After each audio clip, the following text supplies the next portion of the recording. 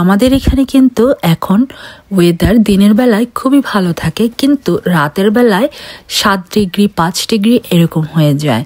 যতদিন না পর্যন্ত রাতের বেলায় 10-12 এরকম হবে ততদিন পর্যন্ত বাইরে গাছ না দেওয়াটাই ভালো।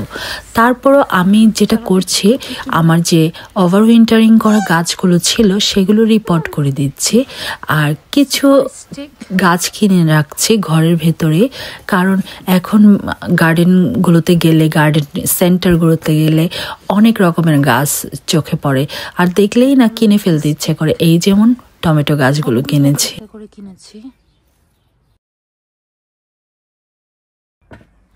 এই যে স্ট্রবেরি প্ল্যান্ট রাইকার, আমি যে স্ট্রবেরি গাছ লাগিয়েছিলাম সব নষ্ট হয়ে গেছে। একটা আছে আর বাকি 3টা নিয়ে আসলাম এতে গুড হারভেস্ট পাওয়ার জন্য।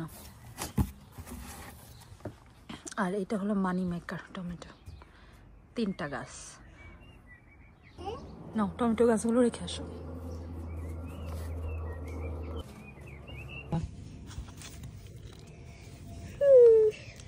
গাছগুলো দেখতে সুন্দর, হেলদি না? ফুলও চলে আসছে।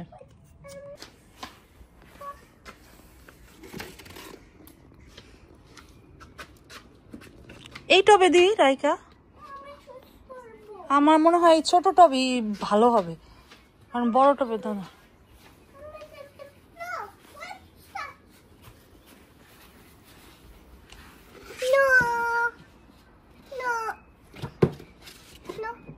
স্ট্রবেরি গাছগুলো যেহেতু আবার নতুন করে লাগাচ্ছি, তাই ভাবছি এবার একটু টবে লাগাবো।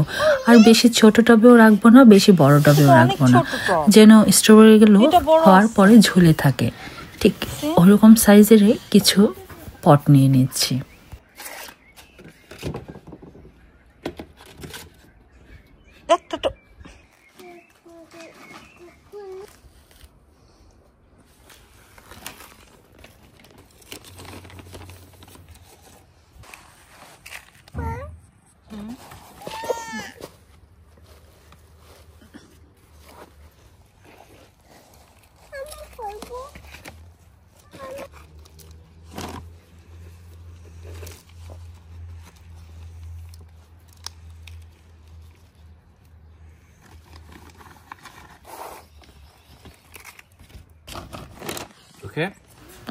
এবার অল্প করে একটু অল পারপাস ফার্টিলাইজার দিয়ে দিচ্ছি।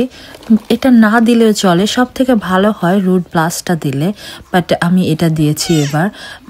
আমার মনে হয় এটা আমার জন্য একটা রং ডিসিশন ছিল, কারণ স্ট্রবেরি গাছগুলোর অবস্থা খুব একটা বেশি ভালো না।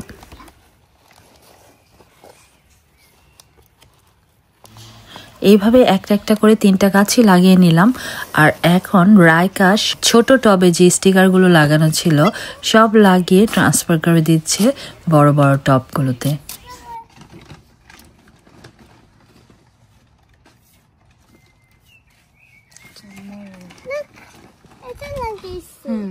গুড।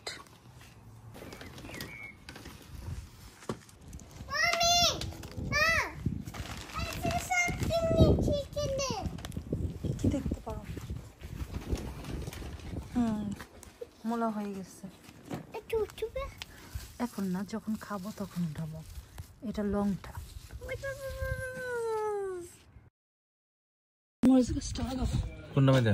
এই যে একটা বড় বালতিতে।